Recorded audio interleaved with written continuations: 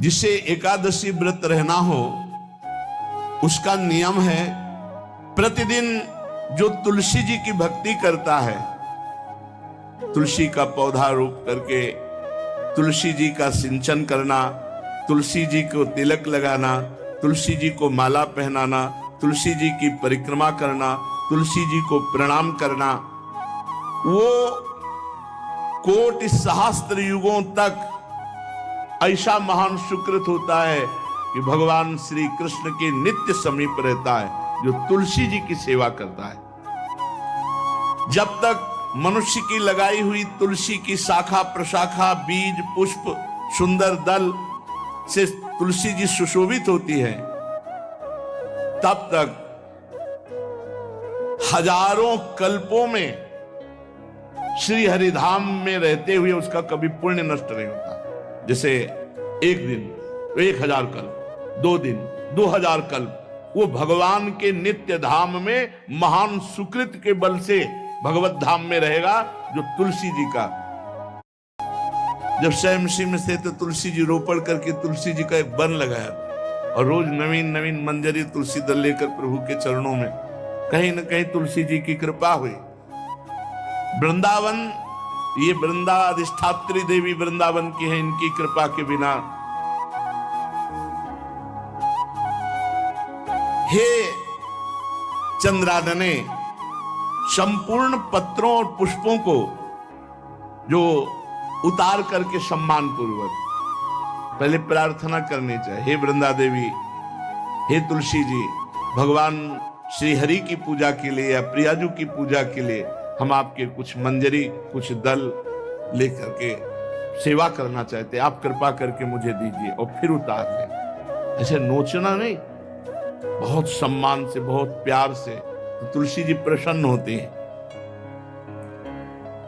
जो मनुष्य तुलसी दल से श्री हरि की पूजा करता है, कोई भी पाप उसका स्पर्श नहीं कर सकता। पूर्व में किया हुआ कोई भी पाप उसको दंड नहीं मिलेगा जो तुलसी जी की आराधना नित्य करता है। अब इतना जल भी ना चढ़ा दे, मार पुण्य हो जाए और तुलसी जी अंतर ध्यान अनुकूल जल, जैसे मान लो गमले पे हैं तो इतना बड़ा तांबे का रोज उससे अब भर के लोटा चढ़ा दोगे 2-4 दिन में अंतर ध्यान हो जाएंगे तुलसी जी। बहुत विवेक से जरूरत है, मतलब भारी पुण्य होगा। अब इतना बड़ा लोटा रोज जल चढ़ाओगे तो 2-4 दिन में पीली होके अंतर ध्यान हो जाएंगे। पर इतना जल, अनुकूल जल चाहिए। एक तांबे का छोटा सा लिया, ऐसे रोज डालो, उसमें कोई फर्क नहीं, और गमला उठाकर धूप में विराजमान करो। सेवा का मतलब क्या है? जो तुलसी जी को जल अर्पित करके तुलसी जी की सेवा करता है, हरि चिंतन करता, कभी कोई पाप उसका स्पर्श नहीं कर सकता। 100 भार सोना, 400 भार चांदी,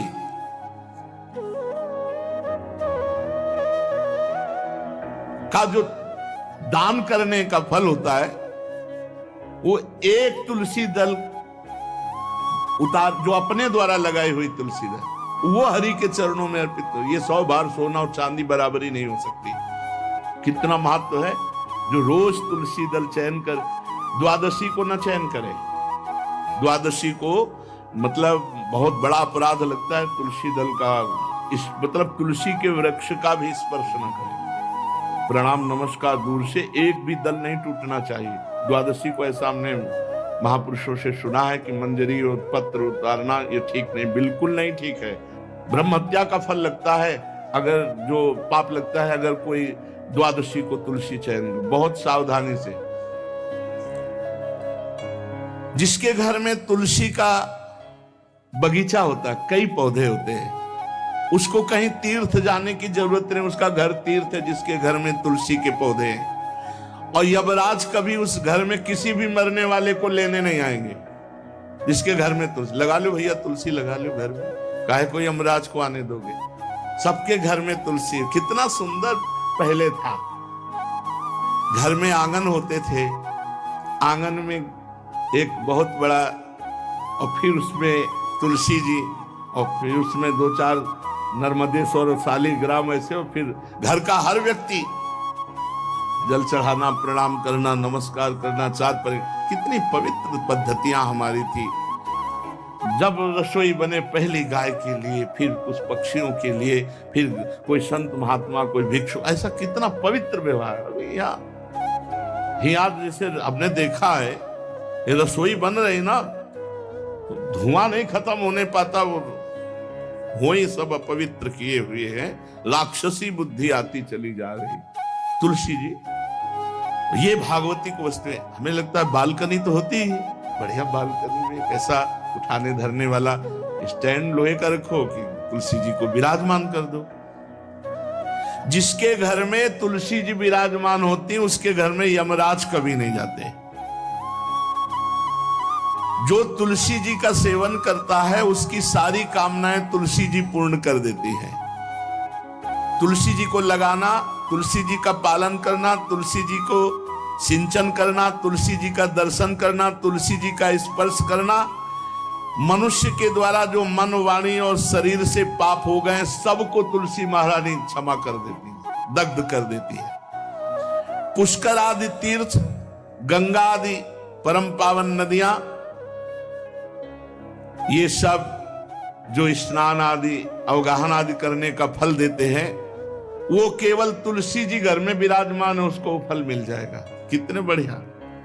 तुलसी जी की नवीन मंजरी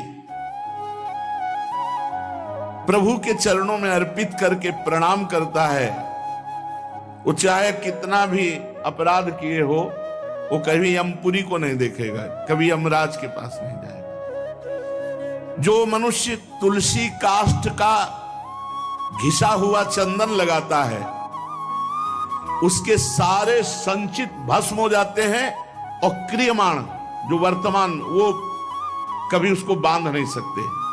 तुलसी जी का काष्ठ का घिसा हुआ चंदन।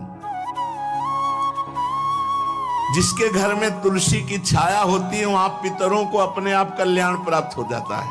जो श्राद्ध करने से लाभ मिलता है पितरों को, घर में तुलसी लगा के, जो तुलसी की छाया, बड़ा वृक्ष, पितरों को तृप्ति मिलती है। चतुर्भुज ब्रह्मा जी सारंग धनवा श्री हरि के महामहिम स्वरूप की अनुभूति करने के लिए भी कहा है कि तुलसी जी का महान महात्म्य है। अगर तुलसी जी का सेवन करे तो भगवान श्री हरि की महिमा को जान जाएगा। स्त्री हो या पुरुष, पुरुष नपुंसक नारीवा जीव चराचर कोय, सर्व भाव भज कपट तज मोह परम प्रिय सोय। शरीर वर्दी है, हमारी पोशाक है, हम सब एक हैं, आत्मस्वरूप है, कुछ अलग नहीं है। शरीर केवल पांच भौतिक है तो सबका पांच भौतिक है, उसमें चिन्ह है स्त्री पुरुष के, बस। इसके लिए भगवान की आराधना निषेध थोड़ी है। जो स्त्री या पुरुष श्री तुलसी जी के काष्ठ के मन के बना के, जैसे छोटी कंठी या बड़ी माला धारण करता है, श्री कृष्ण उसके बस में हो जाते हैं। यह है तुलसी जी की महिमा। परम सुहाग श्री कृष्ण मिल जाते हैं, और कौन सी हमें उपलब्धि चाहिए। हे गोप नंदिनी, तुलसी जी का सेवन करने से श्री कृष्ण वश में हो जाते हैं।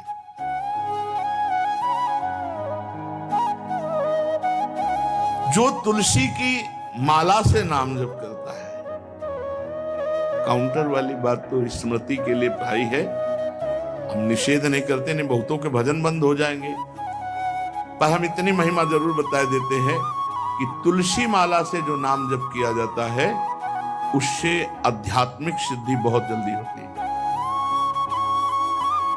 गुरुदेव भगवान कहते, जो अंगुलियों से रगड़ होती है मन का से, उसमें आध्यात्मिक ऊर्जा शक्ति तुलसी माला से। प्लास्टिक पर भाई करो, निषेध नहीं कह रहे, बंद हो जाएगा वो भी राधा राधा कहना, वो हमें बंद नहीं करना। हम कह रहे तुम जैसे बने वैसे करो, लेकिन माला का बहुत बड़ा प्रभाव है। तुलसी परम पवित्र भगवान श्री हरि की प्रिया, और उनके काष्ठ को जब हम ऐसे ऐसे नाम के साथ, तो विशेष ऊर्जा शक्ति, आध्यात्मिक शक्ति हम में जागृत होती है। हो सके जिनको ऐसा बन सके तो छोटी एक वो आती है सुमिरनी, उसको रख लो, अपनी जेब में रख लो, उससे करो। और नहीं है तो भैया तुम इसी से करो, नाम जप करो, भाव को भाव न खालसो, नाम जपत मंगल दिस दसो। सुंदर सुंदर तुलसी जी के वृक्षों के समीप बैठ करके जो अनुष्ठान किया जाए वो बहुत लाभदायक। श्रीमद् भागवत का, गोपाल सहस्त्र नाम का कोई भी पाठ तुलसी जी के समीप विराजमान करके किया जाए, आचार्य को बुला करके तुलसी पूजन करना चाहिए, विविध प्रकार के अनुष्ठान, अरे तभी तो सब मंगल होता है। पहले था, ने देखा है, 4 बजे माताजी दरवाजे के सामने लीपती, रोज का काम। जो पुराने घरों में देहरी के आगे आके 4 बजे लीप करके वहां अपना चौक पूर के दीपक जला, क्या पवित्रताएं थी, क्या मंगल था।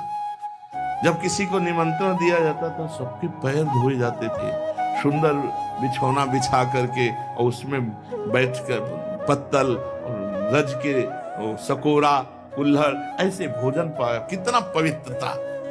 जो हमारी पूर्व पवित्रता थी, धोती कुर्ता चोटी, पवित्रता।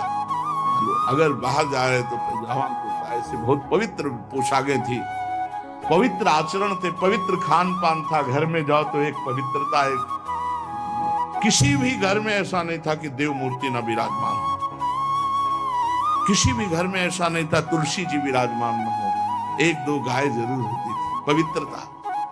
अब तो बड़ा विचित्र, ये भारतीय गौएं जो श्वेत रंग की, जो अरुण रंग की, जो सींग वाली हैं, वो उनका आप दुग्ध देखिए, दूह कर रख दीजिए, स्वर्णिम कांति छाई मिलेगी। ये हमारी भारतीय पद्धति, ये हविष्यान्न, इससे देवताओं का, भगवान का, सबका अभिषेक पूजन होता है। तीला है उसके जैसे निकला हुआ, वो भगवान ने सेवा की है। हमारे गोविंद भगवान का नाम ही गोविंद, गौओं के इंद्र। भगवान सुबह से निकल जाते थे, शाम तक गौओं को चराते थे। बड़ा तो किशोरी जी ने श्री तुलसी जी के पूजन की बात, भगवान गोपियों से वादा किए थे कि अब तुम्हें अगली पूर्णिमा को रास, अब रास बिना रासेश्वरी के नहीं हो सकता। लिखा हो चाहे ना लिखा हो, कोई भी विद्वान, कोई भी प्रवक्ता इस बात को बतावे, कहते हैं भागवत में राधा नाम नहीं लिखा है, भागवत राधामय ही है। सांद्रानंद घन प्रेम मूर्ति किशोरी, बिना लाडली जू के कोई रास बता दे कहीं भी, कभी भी, कैसा भी। महारानी जू के बिना रासेश्वरी के रास हो ही नहीं सकता, लिखा हो चाहे ना लिखा हो। क्यों नहीं लिखा?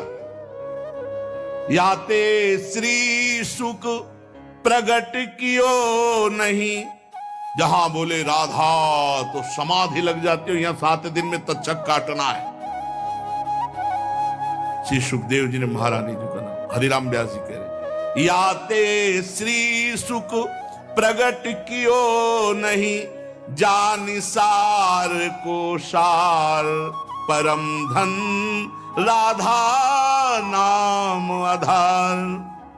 वैसे तो रोज संकेत वन में, पीछे हमने चर्चा की थी, प्रेम सरोवर में प्रियालाल मिलते थे, नंदगांव बरसा। आज लालू ने एक नई लीला रची, गोप देवी लीला है। श्री लालजू महाराज प्रियाजू को रास के लिए उन्होंने सोचा एक बार छलिया रूप रख करके महल में प्रवेश करते हैं, देखते हैं लाडली जू पहचानते हैं कि नहीं, और कितना प्यार लाडली जू करती है।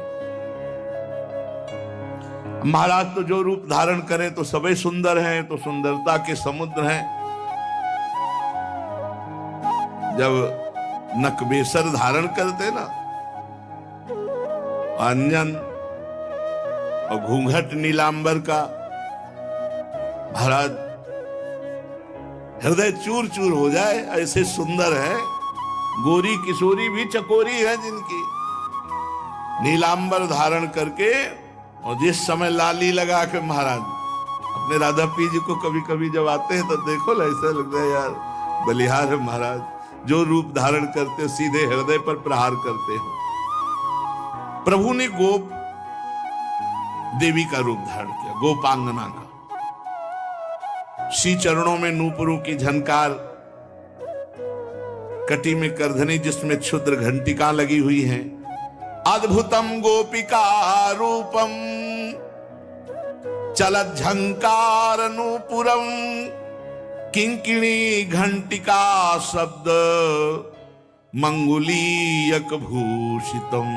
बड़ी दिव्य अंगूठियां धारण किए हुए अंगुलियों पे, कमर में करधनी जो रुंझुन रुंझुन, श्री चरणों में नूपुर और रत्न कंकण केयूर मुक्ताहार विराजितम। कलाइयों में रत्न जटित कंगन, बीच बीच में चूड़ियां, कंगन ऐसे, बाजूबंद, कंठा, मोतियों के हार और शीश फूल, केशपास, बेणी रचना, नासिका में मोती की बुलाक, बेशर और अलकावली, घुंघराली अलकावली, श्याम वर्ण के केश। ऐसा रूप धारण किया जो देखे मुग्ध हो जाए। श्याम सुंदर को वृषभानु भवन की तरफ चले। खाई और परकोटों से युक्त वृषभानु भवन 4 दरवाजों से सुशोभित, प्रत्येक द्वार पर काजल के समान वर्ण वाले गजराज झूम रहे। राजभवन की बड़ी मनोहरता है। उस मंडप प्रांगण में वायु के समान वेग वाले घोड़ों से अंगरक्षक महल की रक्षा करने वाले चारों तरफ दौड़ रहे वृषभानु भवन में। और बड़ी ही सुंदर सुंदर गौएं, धर्म धुरंधर बलवान सांड रमा रहे। बहुत से गोपाल बंशी वेद धारण किए हुए उनको संभाल रहे हैं। वृषभानु जी का भवन क्या है, ऐसा लगता है कि विश्वकर्मा ने पूरी कला कौशल लगा दी। और महारानी जी के लिए भवन के अंदर ही बगीचा, झरना, सरोवर, सब कोटि कोटि सूर्य के समान कांति वाली सुंदर सुंदर मणियां खंभों में जटित हैं, जिससे प्रकाश फैल रहा है। रत्न मंडित